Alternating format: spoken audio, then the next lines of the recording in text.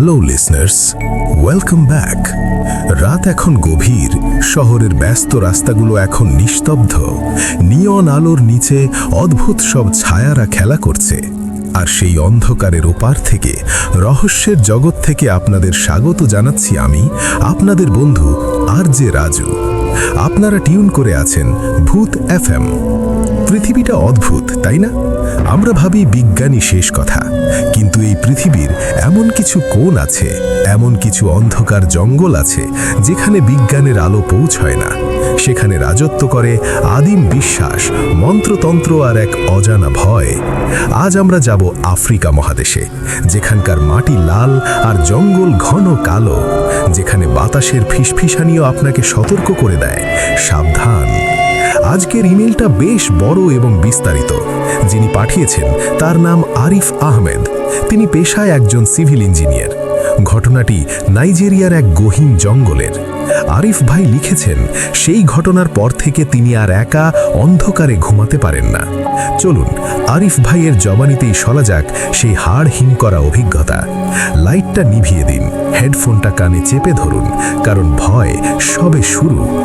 আসসালামু আলাইকুম রাজু ভাই, আমি আরিফ। গত কয়েক বছর ধরে আমি নাইজেরিয়ার ওগুন স্টেটের এক রিমোট এরিয়াতে রোড কনস্ট্রাকশনের প্রজেক্টে আছি। জায়গাটা লাগোস থেকে প্রায় 6 ঘন্টা দূরের পথ। চারপাশে শুধু ঘন জঙ্গল আর মাঝে মাঝে ছোট ছোট ট্রাইবাল গ্রাম।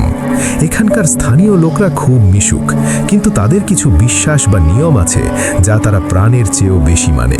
বিশেষ করে জুজু বা ব্ল্যাক ম্যাজিক নিয়ে তাদের ভীতি মারাত্মক।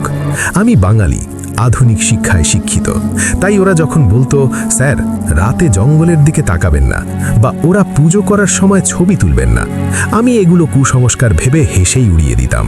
কিন্তু সেই হাসি যে আমার জীবনের কাল হয়ে দাঁড়াবে তা বুঝিনি। ঘটনাটা গত নভেম্বরের। আমাদের সাইটের কাজ দেখতে আমাকে আরো ভেতরে জঙ্গলের প্রায় কিনারে যেতে হয়েছিল। আমার সাথে ছিল লোকাল ড্রাইভার ও গাইড মুসা। মুসা আমাকে বারবার বলছিল, বস আজ অমাবস্যা, স্থানীয়দের একটা বিশেষ উৎসব চলছে, আমরা যেন মেইন রোডের বাইরে না যাই।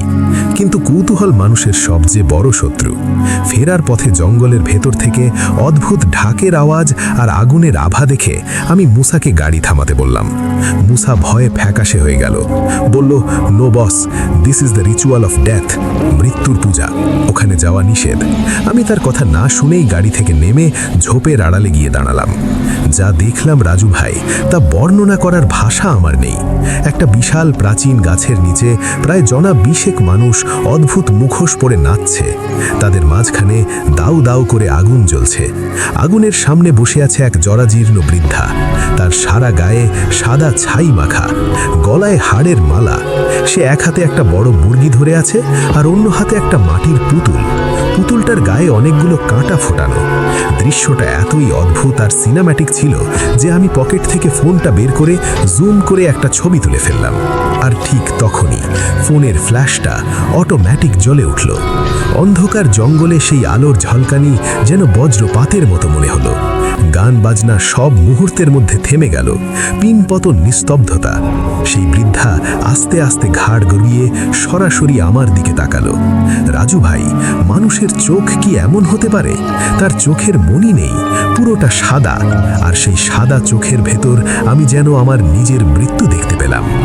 সে আমার দিকে আঙুল তুলে স্থানীয় ভাষায় চিৎকার করে কিছু একটা বলল। মুসা দৌড়ে এসে আমাকে এক প্রকার জোর করেই গাড়িতে তুলে নিল।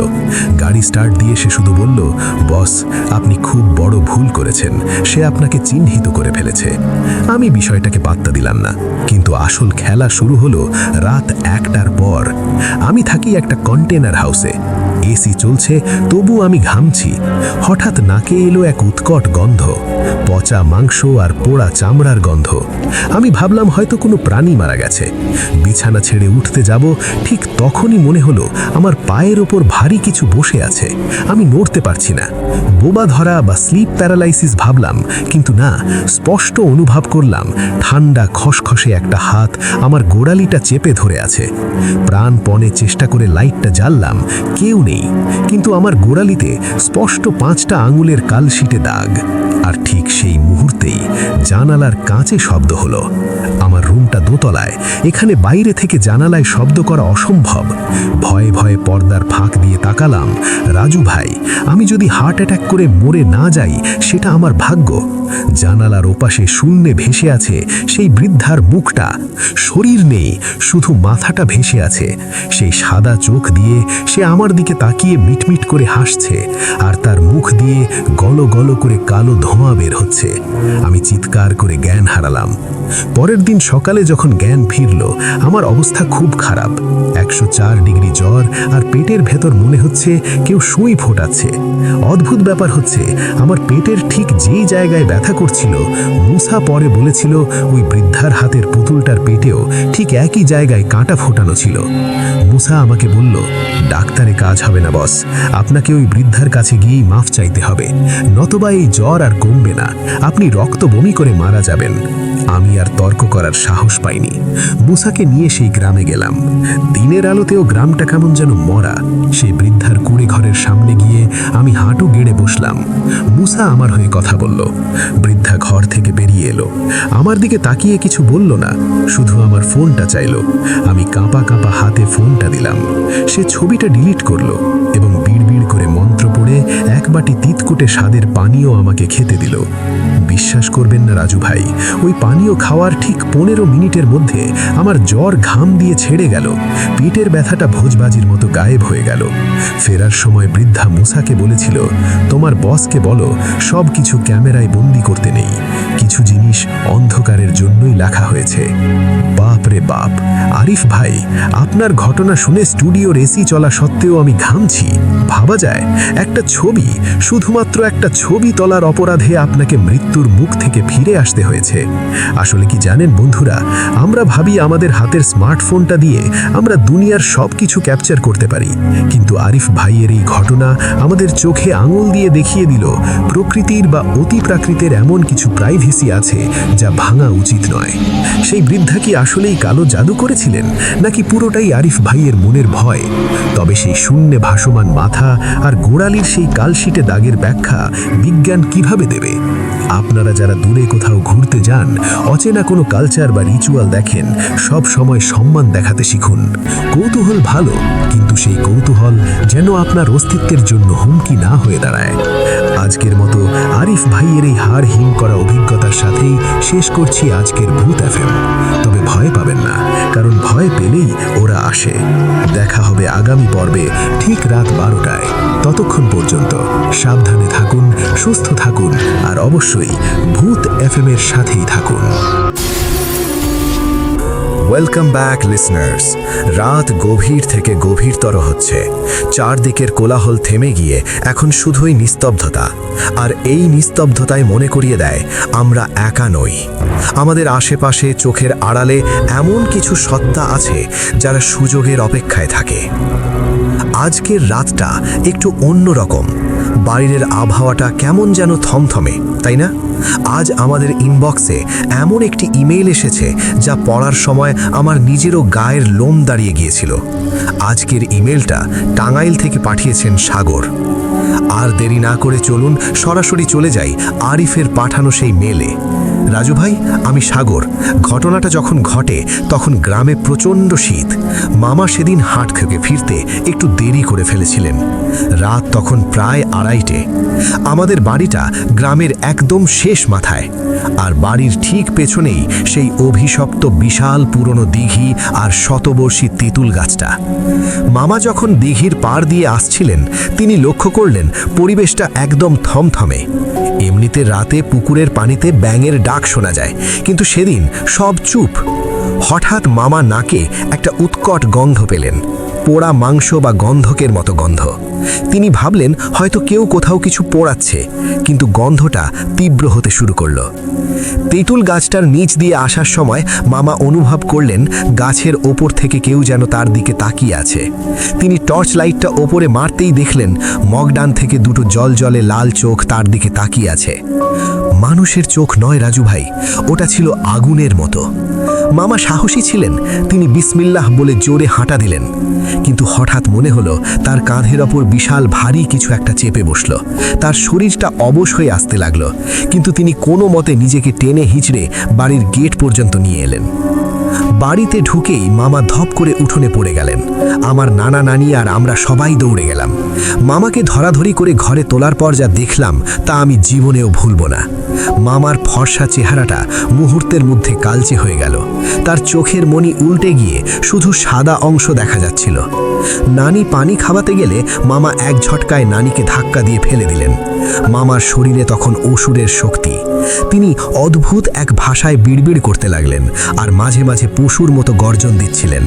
তার গলার স্বর শুনে মনে হচ্ছিল গলার ভেতর থেকে একাধিক মানুষ কথা বলছে। তিনি বলছিলেন, ও কেন ওখানে গেল? ওই জায়গাটা আমার, আমি ওকে নিয়ে যাব। আসলে রাজু ভাই, মামা ফেলার পথে প্রস্রাবের বেগ সামলাতে না পেরে গাছের আড়ালে বসেছিলেন, কিন্তু তিনি জানতেন না সেখানে কি আছে। ইমাম সাহেব প্রায় 1 ঘন্টা ধরে ঝাড়ফুঁক করলেন। শেষে তিনি একটা সরিষার তেলের বাটিতে ফুঁক দিয়ে মামার গায়ে ছিটিয়ে দিতেই মামার শরীর থেকে ধোঁয়া বের হতে শুরু করলো। মামা প্রচণ্ড জোরে একটা চিৎকার দিলেন, আর ঠিক সেই মুহূর্তে আমাদের ঘরের টিনের চালে মনে হলো বিশাল বড় একটা পাথর এসে পড়ল। বিকট শব্দ হলো। তারপরেই মামা জ্ঞান হারালেন। জ্ঞান ফেরার পর তিনি আর সেই রাতের কিচ্ছু মনে করতে পারেননি, কিন্তু তার পিঠে নখের আঁচড়ের মতো গভীর দাগ ছিল, যা শুকাতে প্রায় 3 মাস সময় লেগেছিল। সেই ঘটনার পর মামা আর কখনোই ওই দিঘির পাড়ে বা তেঁতুল গাছের নিচে যাননি। এমনকি সন্ধ্যার পর তিনি ঘর থেকেও বের হন না। উফ সাগর ভাই, পুরো ঘটনাটা পড়ার পর আমার স্টুডিওর এসি চলা সত্ত্বেও ঘাম হচ্ছে। লিসনার্স, খেয়াল করেছেন, আমরা অজান্তেই অনেক সময় এমন কিছু ভুল করে ফেলি যা আমাদের অদেখা জগৎকে রুষ্ট করে দেয়। পবিত্রতা বজায় রাখা এবং রাতের বেলা নির্জন স্থানে সাবধানে চলাফেরা করা কতটা জরুরি তা এই ঘটনা থেকে বোঝা যায়। রফিক সাহেবের পিঠের সেই দাগটা হয়তো শুকিয়ে গেছে, কিন্তু সেই রাতের বিভীষিকা কি আদৌ মুছেছে, নাকি সেই সত্তাটি এখনও ওই তেঁতুল গাছের ডালে বসে অপেক্ষা করছে অন্য কারোর ভুলের জন্য? আজকের মতো এখানেই বিদায় নিচ্ছি, কিন্তু মনে রাখবেন, আপনি যখন ঘুমোচ্ছেন আপনার খাটের নিচে বা জানালার ওপাশে অন্ধকারে কেউ দাঁড়িয়ে নেই তো? শুভরাত্রি, যদি পারেন।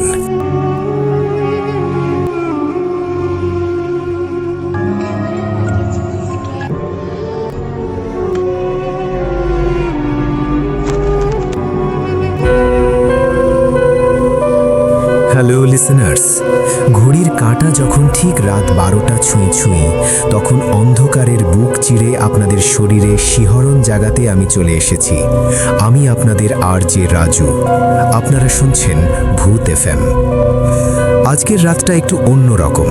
আজ আমাদের কাছে এমন একটা ইমেল এসেছে যা শুরুতে আপনাকে ভয়ে জমিয়ে দেবে, কিন্তু শেষে থাক, সেটা শেষেই শুনবেন। ঘটনাটি ঘটেছে সুদূর ইয়েমেনের এক মসজিদে। আমাদের এক লিসেনার, নামটা গোপন রাখছি, তিনি শায়েখ আবু ইমাদের বয়ানে এই ঘটনাটি আমাদের পাঠিয়েছেন। চলুন সরাসরি চলে যাই সেই ইমেলটিতে। রাজু ভাই, ঘটনাটা ইয়েমেনের এক প্রত্যন্ত এলাকার। হাড় কাঁপানো শীতের রাত।